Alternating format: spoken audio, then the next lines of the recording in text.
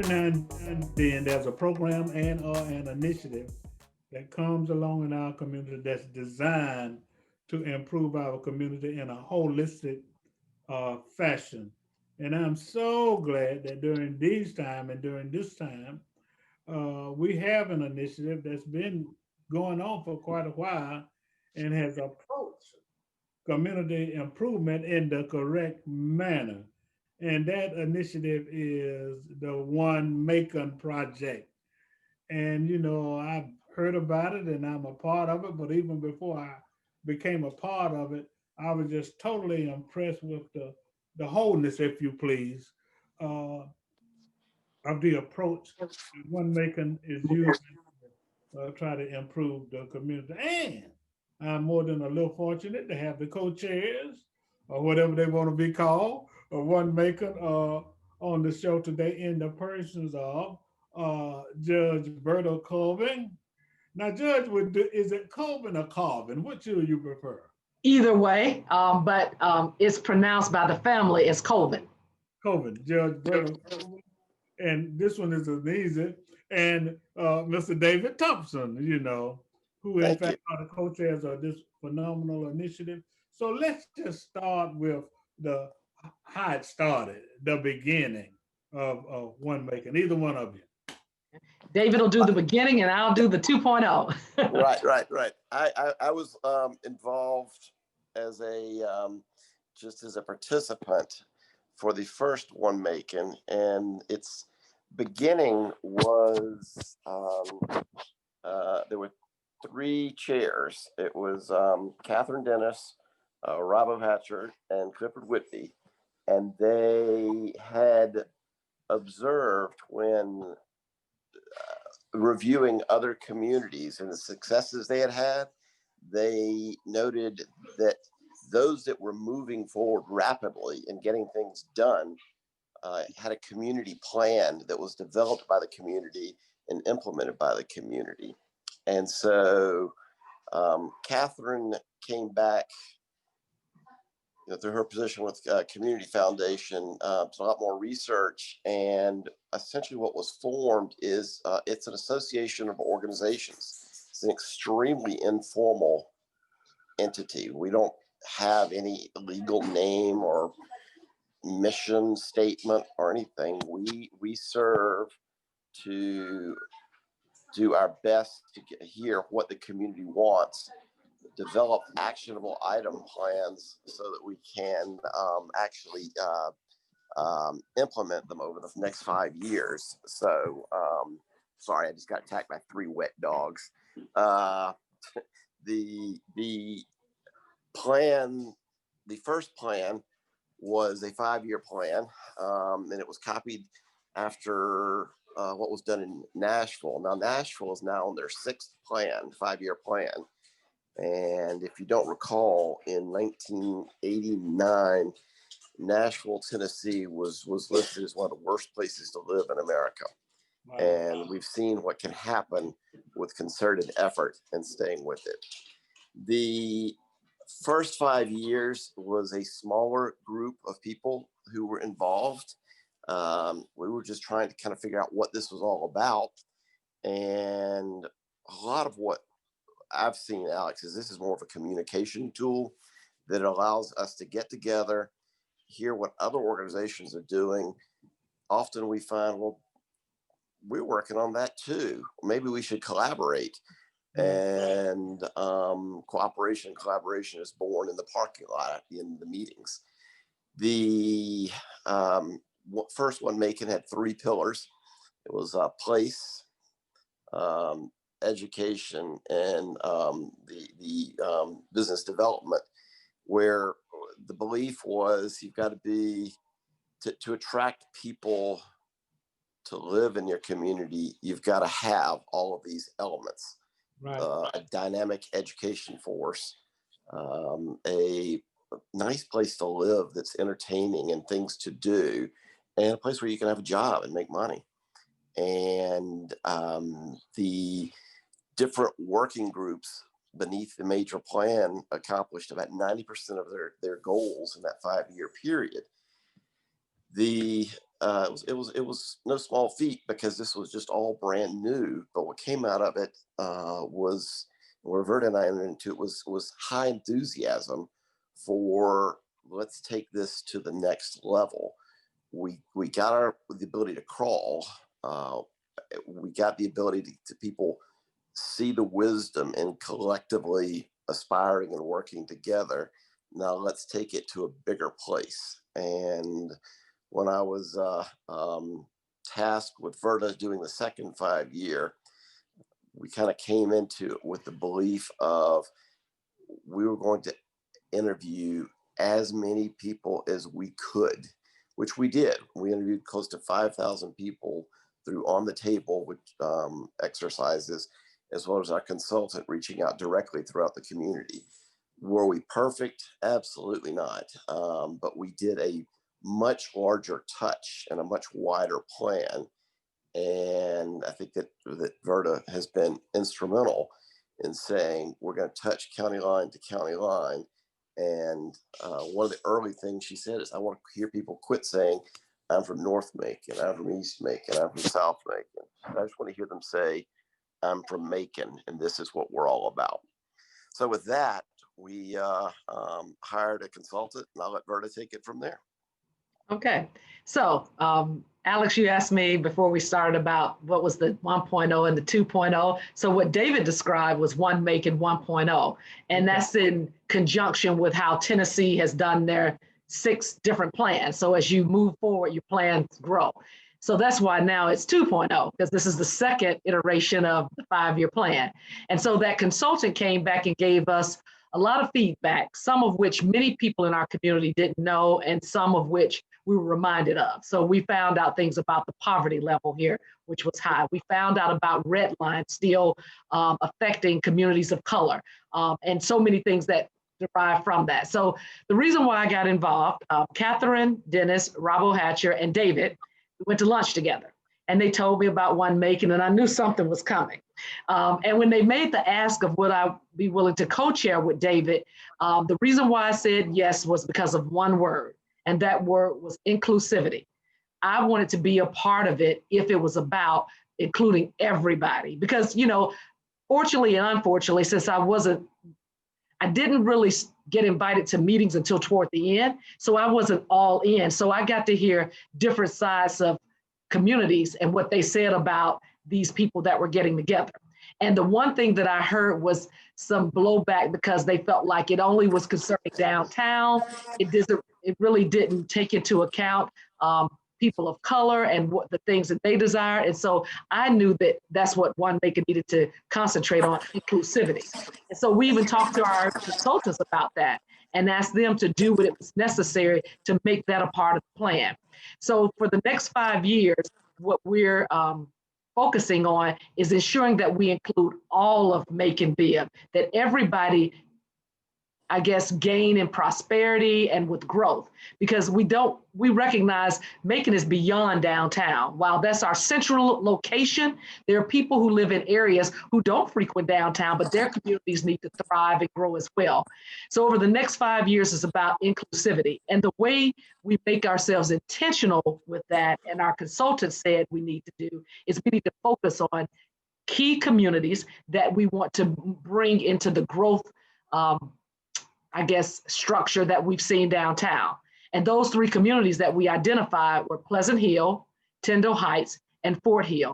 Those are the communities that we want to focus on for this next 5 years. Now, I'll be honest with you, the pandemic has really put, you know, a stoppage in our flow, but we're still doing things. So the first community we want to focus on was Pleasant Hill.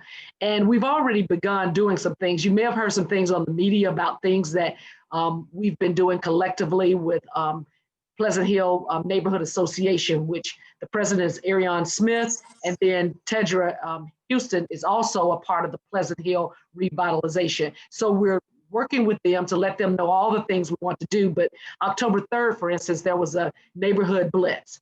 So OneMacon, we have someone who's working with us in conjunction with United Way, and that's Sandra Woodford.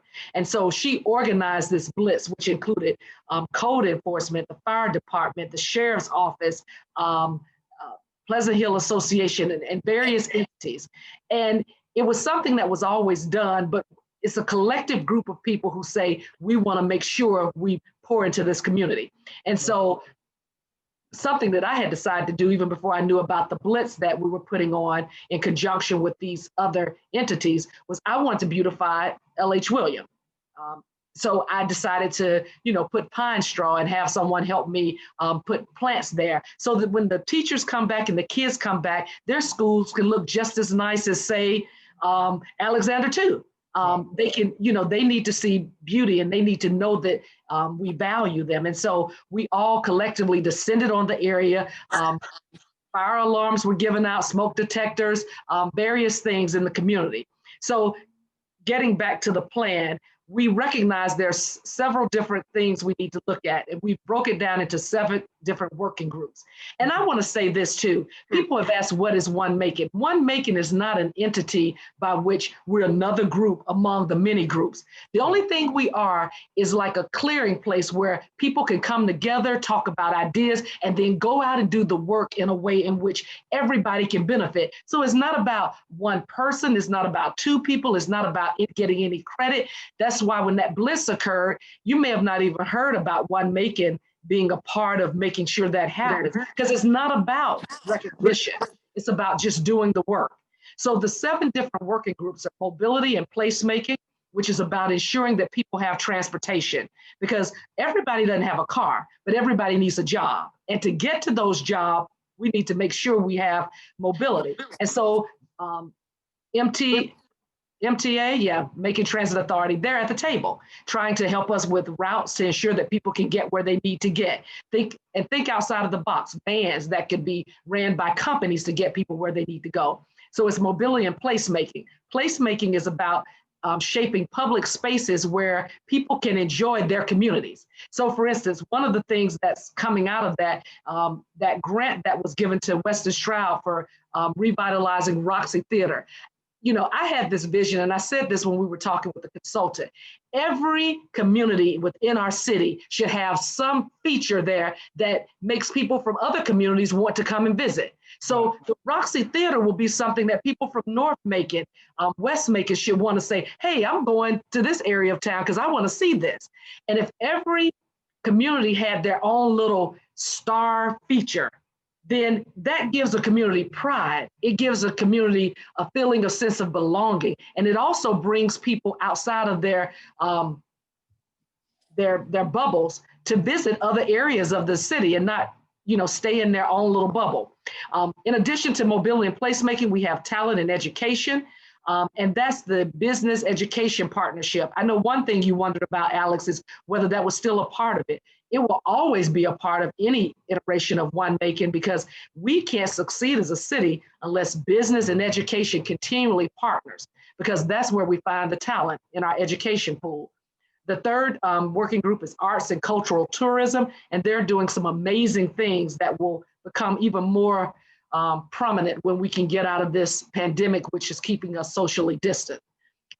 We also have a poverty working group, and I will say that Dominique Johnson is kind of my go-to, he and Horace Holmes, Pastor Holmes, for the religious community being a part of this working group to tackle this issue of poverty, because the churches are in the communities. They know what the people need, and so they will be a vital part of that.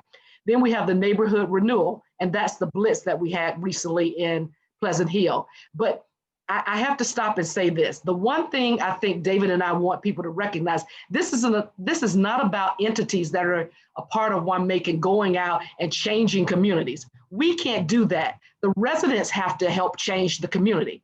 People may complain about downtown having gotten a lot of publicity in the first phase of OneMacon, but that's because the people who are invested in downtown, not just financially, but who live there, who play there, they help do the work to make it become revitalized. So what we're saying is we'll come in to help bring the entities that are needed to help a community flourish, but it's about the residents taking ownership and saying, hey, let me help, because we can't stay in a community. we will come and help garner a community, support a community, but then those residents, and that's a part of what we're doing now, getting the residents engaged to make the difference in their own neighborhoods. That's the reason for Open Streets, helping them recognize the value of their neighborhoods. And one thing I said when I was helping with Open Streets, talk to your commissioners, let them know you want your streets to be holistic places where your children can go out and play and people aren't using these streets as thoroughfares. Talk to them about what you want. So it's getting the community engaged in making these communities what they want them to be. And then finally, it's the faith-based community that we're working with and letting them help us meet the needs of these communities. So I want to end this portion by saying this. Cities have the capability of providing something for everybody only because and only when they are created by everybody for anybody. And that's really a holistic view of what OneMacon is trying to do and what we're all about. We can't go in and solve problems, but we can go in, identify holes, seek to patch those holes, and help residents understand what they need to do to galvanize their communities and make them more holistic for a better future. So thank you so much for giving us the opportunity to kind of lay out OneMacon and what it's been and what we plan to be. That is so outstanding and so phenomenal. And if you can remember it, or if you have it, I wish you would re-quote that because it I makes will. about cities, and because I've been always one to say, there's an old expression that I use in my teaching, and I say, if it is to be, it's up to me. And I think if many more of us would assume that attitude and that posture, then it will be a better community. And I'm greatly encouraged. I'm greatly encouraged by Ariane and by George Crawley and Miss Frankie before she passed. So there is some activities uh, going on in the community. And, I interviewed George today with the Oh, United Neighbors, Westside Neighbors United. And then I began by saying, in order to make improvement in these neighborhoods and with individuals and residents, then it has to be from the bottom up, not the top down. A lot of people, assume that well they're waiting for help to come from the top. No, you got to start it right here, and then you got to start an initiative right here. And then when you start that initiative, you'll get more support from the top. And I think that's the approach that these neighborhood associations and neighborhood organizations are taking because whatever problems OneMacon identifies, then just like you just said, it's going to take the involvement, the input, and the initiative and intuitiveness and intelligence of members of the community to make it work. So one thing I would like to ask both of you, or either of you, is what more can the neighborhoods and the churches and what more can everybody do? Because Macon just got too much going on for us not to be the premier city in the Southeast. We got the water, we got the colleges, we got the interstate, we got the location, we got the fertile ground. We got everything, everything. So, we all need to come together, and I bet you we could increase the per capita income by 30% if, in fact, we would come together and utilize all these resources that we have. So, what can the community do? I'll let you go first, David. Well, I was going to say the number one thing that I see is poverty. We can say the elimination of poverty, but that's been around since the beginning of man. But the pointed effort to break the cycles of poverty that we've seen so often repeated. I think that United Way has taken that on in the forefront, and United Way has partnered with the school system and us to try to do the neighborhood revitalization in conjunction with schools like Williams. It's a very tough cycle to break, and it there are a lot of wraparound services that they can provide the individual residents. The individual residents have to step forward and be willing to participate.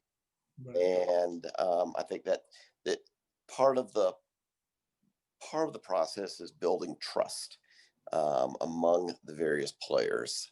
So I find the 27% poverty rate just astounding. And Alex, as you said, a lot of great things happening in our community, a lot of great natural assets. But when we're pulling an anchor that heavy, it does make it difficult. And I think we've aligned a plan that is for educational improvement, job opportunity improvement, financial improvement, so that we all are operating at a higher level, not just a select few. Okay. And I think I would say, and I was thinking of this as David was talking, I think we all need to try to make an effort to take away the excuses that people use. And I think that can happen if we really start buying into the concept of equity. And that's making sure that everybody has a proportional share of the lay of the land. So let's make a concerted effort, those who have the ability to do so, to make livable wage jobs available so that we can take away the excuses. When you can take away the excuses, then you can hold people accountable and prevent some of the resources and assets from flowing to them because they're not taking advantage of it. But if you don't fully take away the excuses and provide real meaningful ability for people to move beyond where they are, then people just relish where they are because there's no real ability, and because there's no real ability, there's no real effort. And I just thought of that, many people, say derogatory things about trying to end poverty and what that entails. Well, guess what? The only way you can really have something negative to say about those who might stay in a state of poverty is take away the excuses. Absolutely. Yeah, take away the excuses, which requires that those who can do something. Yeah. You sound like a judge now. You sound like Judge Bert.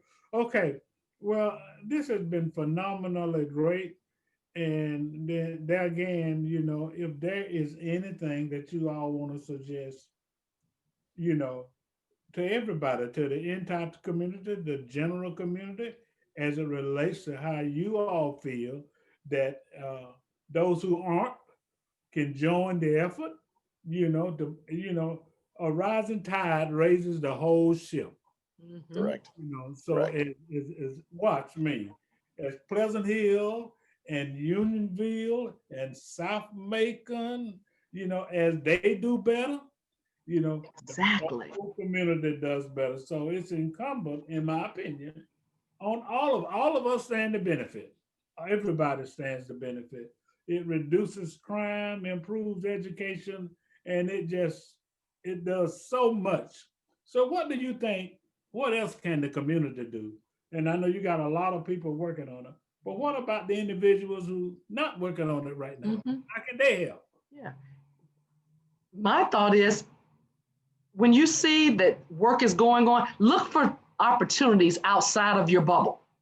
Look for ways to help in communities that you don't typically walk into or walk in their shoes, and find a way to do something. You can reach out to David or anybody involved in OneMacon and say, what project do you have on? If you're uncomfortable with helping physically, you can help in ways in which others might have identified needs in which you can invest in. But we just need everybody to be on board, because as you said, Alex, if we're in a boat and the boat has a hole on one end of it, even if we're sitting on the other end, we're eventually going under.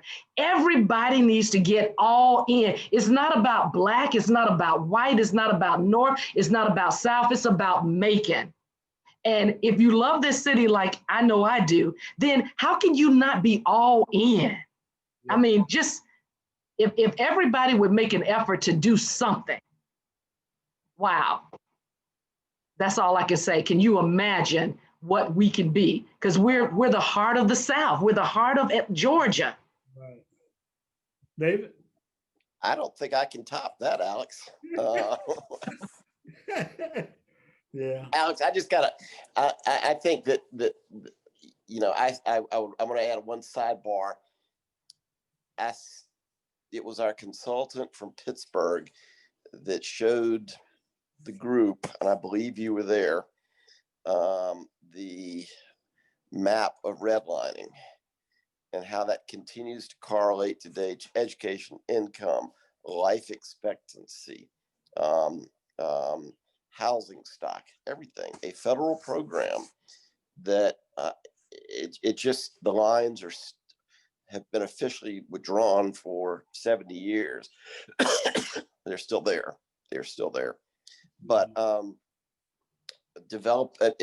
that is a huge weight, but we can't just give up because something that was done in the 1930s that had such long-lasting terrible consequences. We have to get involved. I think that, you know, if you're one of the things we're starting to try to do in Pleasant Hill is get down to the granular level of individuals in their homes and say, what do you need? Right. Not everybody wants, you know, to be involved. They're going to be very reticent to do that. But if we are, as we get down to that level, notice that the 74-year-old needs a little help cutting their grass. Right. We can always find young men and women who will come do that. Right. And just try to match up the needs with the opportunities that we can.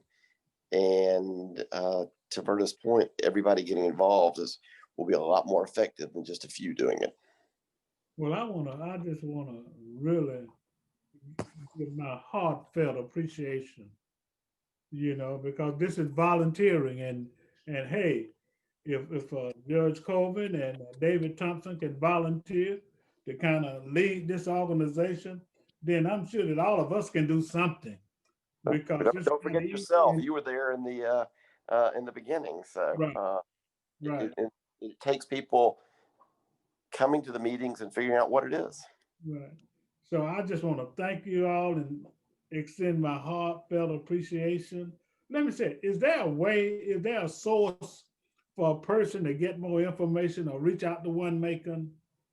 Is there a website or something? There's a website, OneMacon.com, and it includes the version 1.0 plan and how that was carried out. And then now we have the version 2.0 and the action items that we'll be working on for the next 4 years.